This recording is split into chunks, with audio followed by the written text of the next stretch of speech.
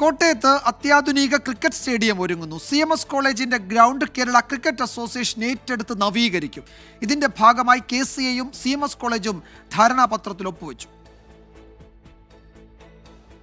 മധ്യ കേരളത്തിൽ കൂടുതൽ ക്രിക്കറ്റ് താരങ്ങളെ ഉയർത്തിക്കൊണ്ടുവരികയാണ് ലക്ഷ്യം.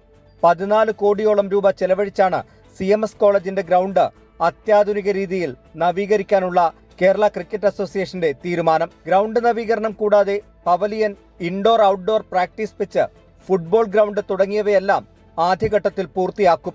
രണ്ടാം ഘട്ടത്തിൽ ഫ്ലഡ് ലൈറ്റ് അടക്കം കൊണ്ടുവരാനാണ് നീക്കം. ഗ്രൗണ്ട് 65 യാർഡ്സ് ബൗണ്ടറി കിട്ടുന്ന രീതിയിൽ ഈ ഗ്രൗണ്ടിനെ വലുതാക്കുന്നുണ്ട്. അതുകൂടാതെ നമ്മളൊരു 3 പിച്ചുകളുള്ള ഇൻഡോർ പ്രാക്ടീസ് ഫെസിലിറ്റി പുതുതായിട്ട് ചെയ്യുന്നുണ്ട്. 15 പിച്ചുകളുള്ള ഒരു ഔട്ട്ഡോർ പ്രാക്ടീസ് ഫെസിലിറ്റി ഉണ്ടാക്കുന്നുണ്ട്. 30 വർഷത്തേക്കുള്ള ധാരണാപത്രമാണ് CMS കോളേജുമായി ഒപ്പിട്ടിരിക്കുന്നത്. ക്രിക്കറ്റിനെ വളർത്താനുള്ള KCAയുടെ നീക്കത്തിന് CMS കോളേജിന്റെയും പൂർണ്ണ പിന്തുണ. നമ്മളുടെ ഈ നാട്ടിൽ നിന്ന് കൂടുതൽ ആളുകൾ, യുവാക്കൾ ഈ മേഖലയിലേക്ക് വളർന്നു വരണം. അവർക്ക് വളരാനുള്ള സാധ്യതകൾ ഒരുക്കി കൊടുക്കേണ്ടത് മാനേജ്മെന്റിന്റെ ആവശ്യമാണ് എന്ന് കരുതി തന്നെയാണ് ഒരു ദീർഘകാല കരാറിന് ഒപ്പുവച്ചിരിക്കുന്നത്. 18 മാസം കൊണ്ട് നിർമ്മാണം പൂർത്തിയാക്കാനാണ് തീരുമാനം. അത്യാധുനിക സ്റ്റേഡിയം ആകുന്നതോടെ രഞ്ജി ട്രോഫി ഉൾപ്പെടെയുള്ള BCCAയുടെ ഫസ്റ്റ് ക്ലാസ് മത്സരങ്ങൾക്ക് കോട്ടയം വേദിയാകുമെന്നാണ് പ്രതീക്ഷ. 24 കോട്ടയം.